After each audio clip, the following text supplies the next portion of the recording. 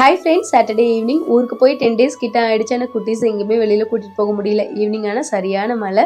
அன்றைக்கி கொஞ்சம் நல்லா இருக்க மாதிரி இருந்தது. சரி, குட்டீஸ்லாம் கூட்டிகிட்டு இப்ராஹிம் பார்க் போகலாம் அப்படின்னு கிளம்பியாச்சு. சத்திரம் போகிற வரைக்கும் நல்லா இருந்தது. அதுக்கப்புறம் சரியான மழை.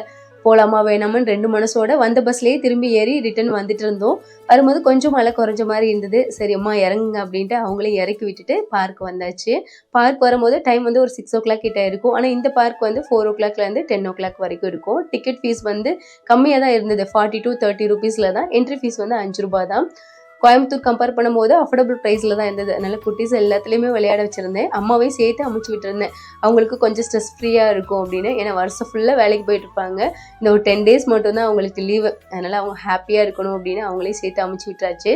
என்னையும் கூப்பிட்டாங்க. எனக்கு கொஞ்சம் பயமாக இருக்குது, நீங்களே போயிட்டு வாங்கன்னு அமுச்சு விட்டாச்சு.